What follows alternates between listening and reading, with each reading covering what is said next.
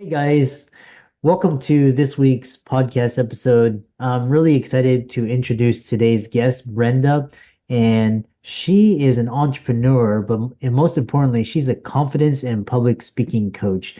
And so, for all the audience out there that has some inkling, if you're listening to this podcast, you want to be an influencer, public speaking is one of the biggest ways to do that. So today's going to be talking all about overcoming your fear, boosting, getting paid, speaking clearly, all about communication. I'm happy to welcome Brenda to the show. Welcome.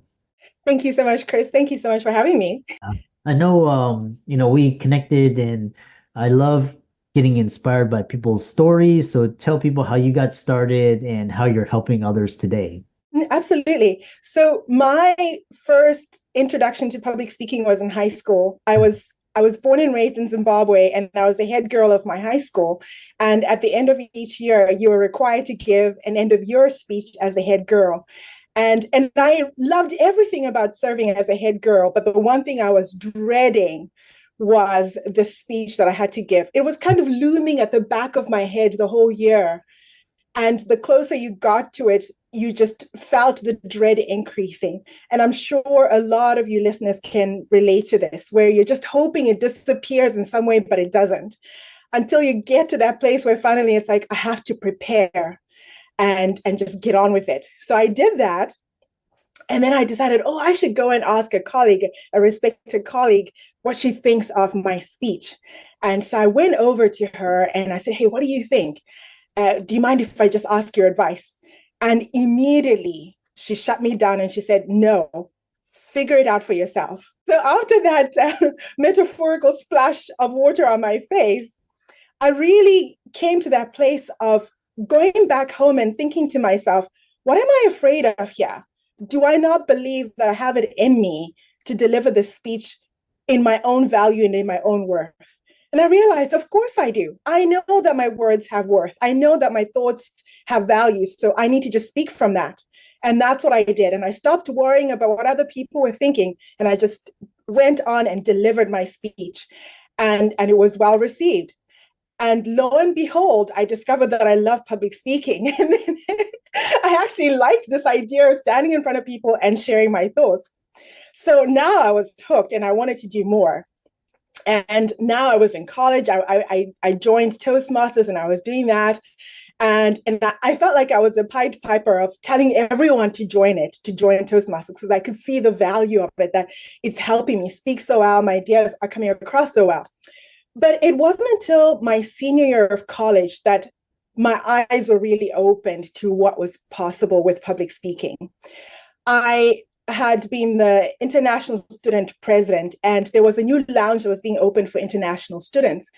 And so I was required to give a speech, but I was so busy because it was my senior year. I had honors classes and a thesis to write and all sorts of other things and other leadership positions that I was a part of that I didn't have time for that.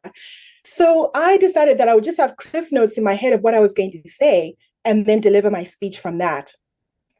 So that's what I did. Everything went well, and I thought nothing more of it until about a week later when I got a call from the Dean of Health to let me know that he had been at that ceremony and was so impressed with how I spoke that he offered me a letter of recommendation for medical school. I was stunned. I had no idea that that little 2-minute speech that I'd given had made such an impression on him that he would want to write a letter of recommendation for me.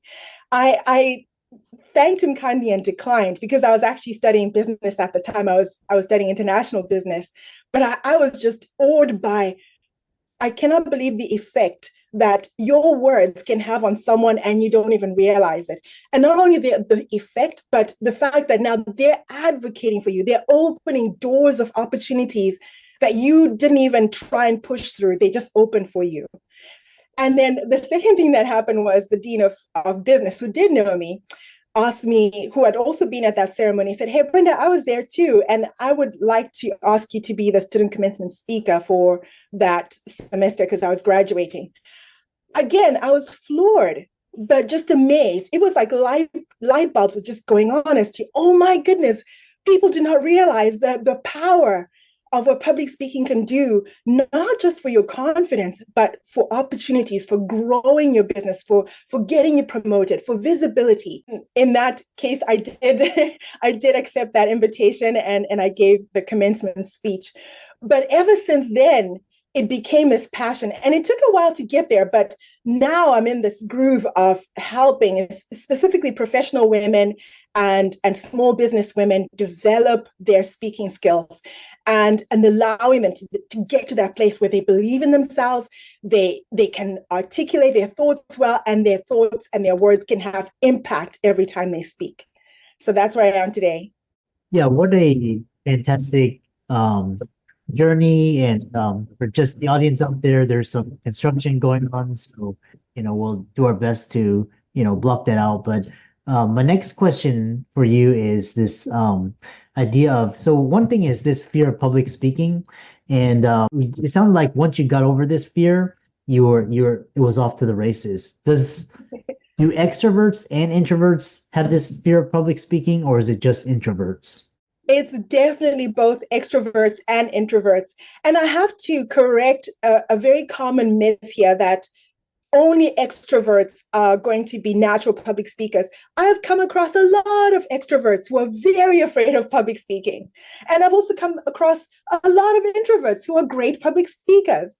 So you have to recognize that this is very much a learned skill for everyone, whether you're an introvert or an extrovert. It just takes a step-by-step process of getting you to that place where you can speak articulately and you see the results for yourself.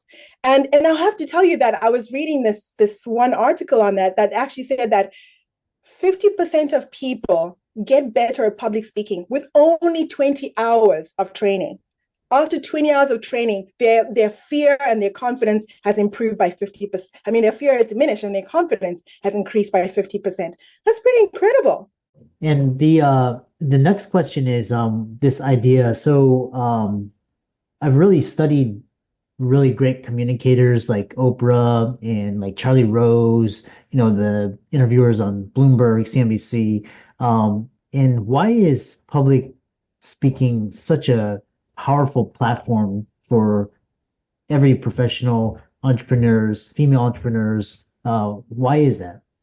Well, I think first of all, the moment you start speaking, the first benefit of you speaking is just you have a sense of freedom about you.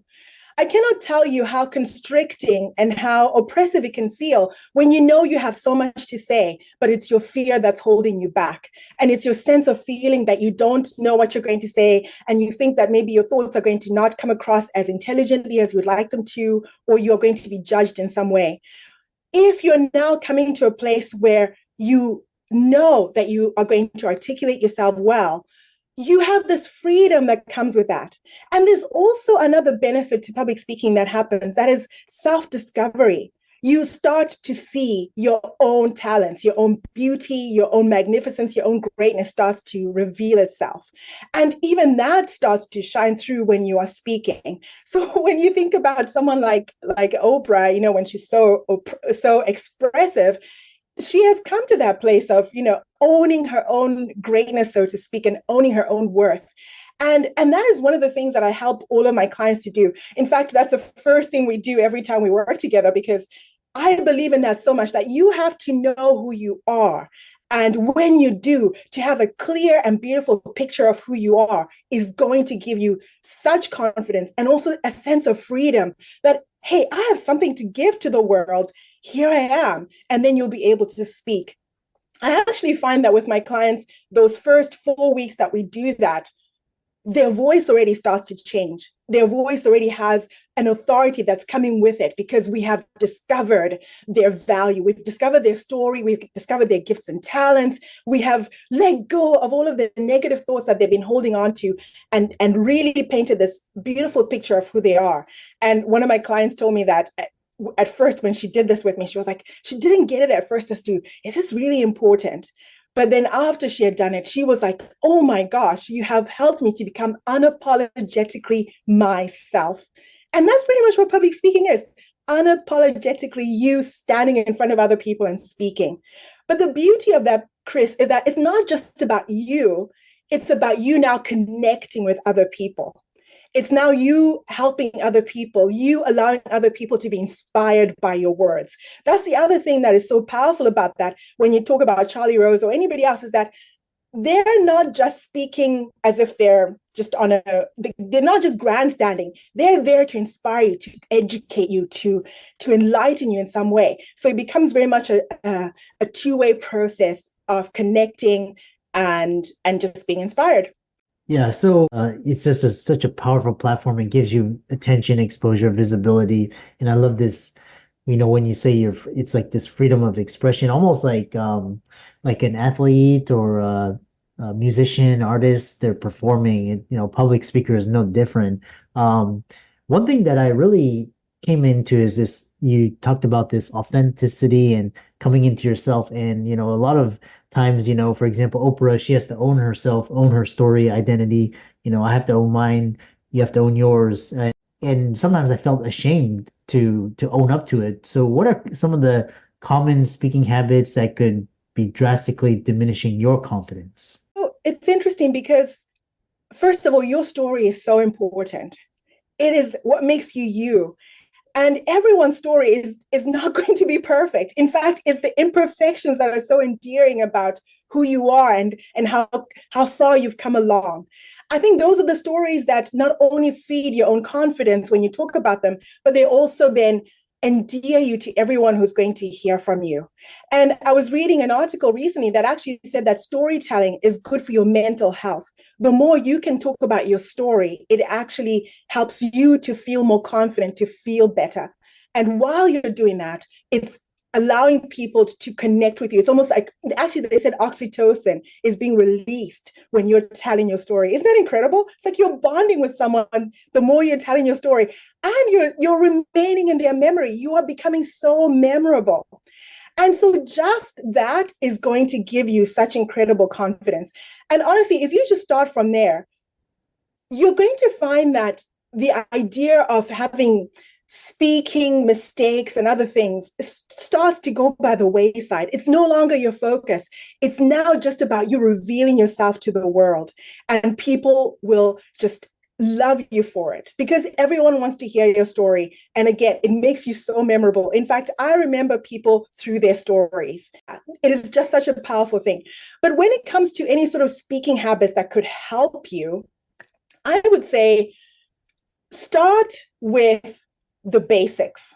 I'm going to start with the one that everyone always talks about, but we have to go there, which is the ums. I don't think this is going to be as in any way a suggestion that get rid of all of your ums. If you can do that, that's perfect. But I think that's too much pressure on us to think that I have to get rid of every otherwise I'm not doing a good job. No, it's okay. I would say to you, reduce your ums.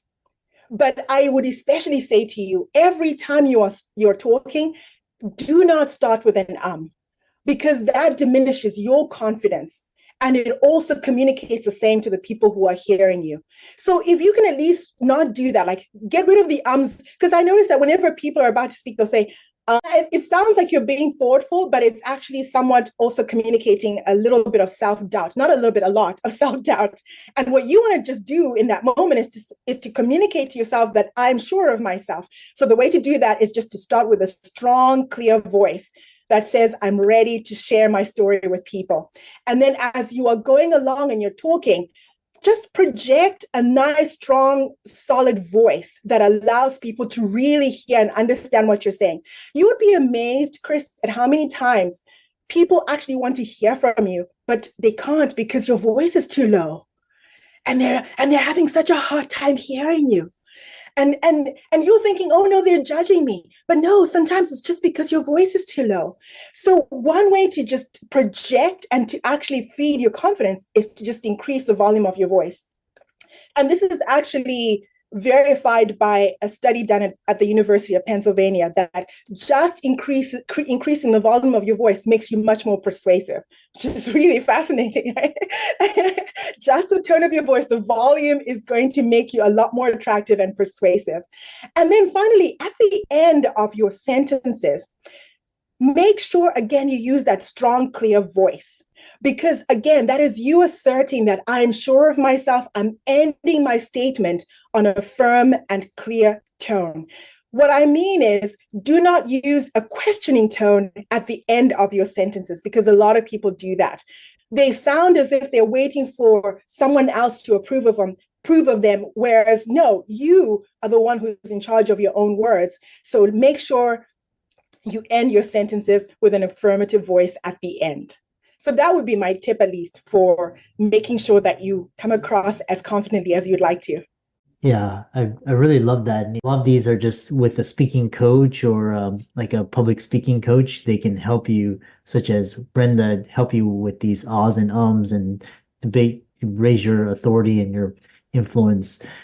My next question is, you talk about this idea, and I found that when I speak to audience, if I let everything go, like you talked about decreasing the ums and just projecting and sharing, and I feel like if I wanted to just connect with the audience and I wanted to share my story, then versus if I just memorized a speech, that memorizing a speech, it could be flawless, but it wasn't as impactful as if I had imperfections, but then I was connecting with the audience. Yes. Yeah. Yes. Very good point, Chris.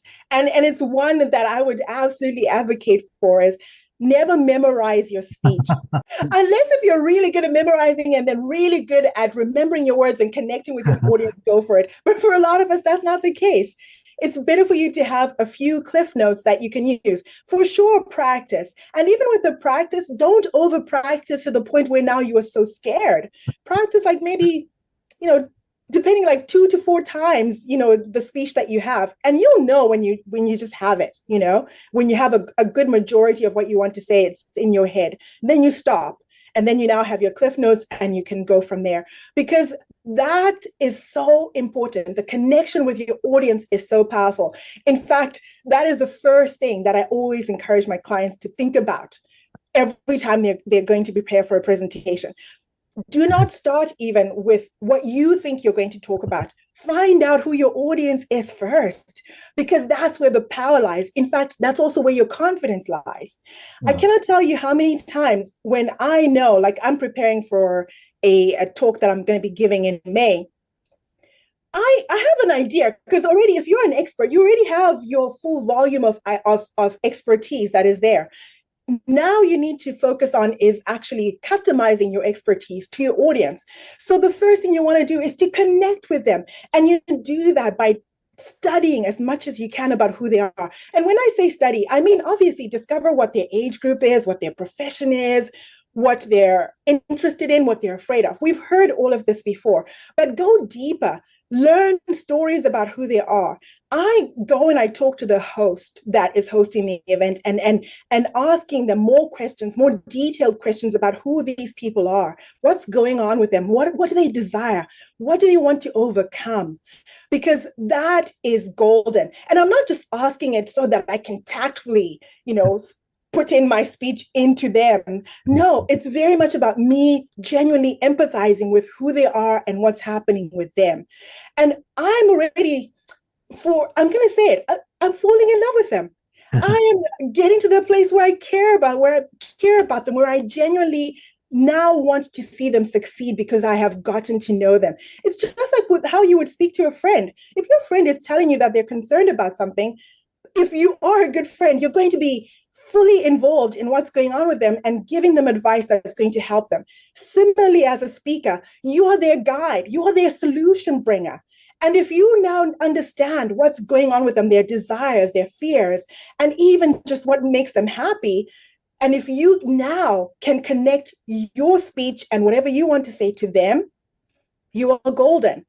And what's happening is, as you're learning about them this way, your confidence is rising, because they're no longer people that you're afraid of. They're no longer strangers to you. They're now people that you have something valuable to share. And the more now, as you're preparing and you're continuously thinking about them as to how can I help them? How can I bring a solution to them that is as impactful as possible? You're going to find that by the time you get to the talk, you are actually excited to be there. Don't get me wrong. You might feel a little bit nervous. That's perfectly fine. All of us get nervous. I get nervous. Presidents get nervous. So nerves are not a big deal. And that's something we need to dispel that, oh my goodness, if I'm nervous, I'm doing something wrong. I'm not a good speaker. No, nervousness to me is just a sign that I'm invested in what I'm about to talk about and the people I'm going to share. So I would then say to you, by the time you get there, get excited. Get excited about connecting with these people and really put yourself in that position of knowing that I am their guide. I always say this, you are their torchbearer. You are the one who is bringing this incredible light to something that's going on to them, that's going to bring a solution that they need. So there you go. That's you connecting with your audience. And can I just say, when you actually get in that room, can I just share a couple more tips, Chris, that might be helpful? Yeah. Okay, get excited actually is the day of your talk. If you can get there early for sure. I think the last thing you need is to feel like you're getting in on a back foot, sort of, so to speak, because you're late. And, like everyone is already in the room, you're a little bit, frazzled and everything else. No, what you want is to get there early when the room is still empty. Get on stage, stand in that empty auditorium, look at everyone, look at the room and imagine everyone who's going to be there and how you are going to impact them. Because now this is your room. It's no longer a room, it's your room. You're taking charge of it. And then project your voice, practice projecting your voice from the stage so that, and especially picture yourself carrying your voice to the last row. Because sometimes we forget that the room is not just the first 2 rows in front of us. It's the one, we want to reach the one who's at the end, who's hiding and or maybe came late. And we want to make sure that they feel equally invited and connected into that discussion. And then you want to get down and walk around the room, own the room. You would be amazed at how much that feeds your confidence when you are now walking amongst the chairs, because now this is you owning that space. And then go to the back of the room, look up to the stage, because now you're putting yourself in the position of the person who's going to be sitting there. And now you're empathizing with them. And now you project your voice from there to the stage. And that's going to help you to gauge the volume of your voice. And it's just going to help you to connect with the person that you're going to be speaking to who's in that back row. And this is you now showing up confidently. And then during your talk, if at all possible, especially if you're trying to create an even a deeper connection with your audience, come down again as you're talking and walk amongst them. You would be amazed at what that does. It is just magical, because now you have removed the barrier of the stage and you're really saying, I'm invested. Mentally, you're saying that, subconsciously, that I'm invested in you. I want to connect with you. And it also feeds your confidence and allows the people to feel so special, because now you're so intimately in and amongst them as you share your important message. So those are my tips for audience connection and your confidence. Yeah, so wonderful. And how can people find out more about you and about the work that you do and connect with you and, work with you? The best way is to connect with me on Instagram. I'm usually on Instagram and it's at brendachadambura.com. But I was also going to mention, Chris, that there is something that I feel like every woman or anyone who would like it would find valuable. And that is something called the Own the Room Strategy Guide that I have, where it's pretty much laying out almost everything that I've just talked about as to how to prepare yourself for any talk that you have, so that the day of your presentation, you are so ready in terms of stage presence, as well as like backstage preparation. Like, what do you do to make yourself feel confident? What can you do right there, like breathing exercises and your wardrobe and your tech and everything else? And you can look at that and always refer to it every time you have a talk. So I'm offering that to all of your listeners as well. And for all the audience out there listening, Brenda, for coming on, almost a masterclass in public speaking, so many tips for the day of, as well as how to project confidence, these little speaking habits that you can change, these 1% adjustments that make 100% difference. Be sure to follow and like her on social media, which will be in the links and show notes. And with that, thanks so much for coming on. My pleasure. Thank you so much for having me, Chris.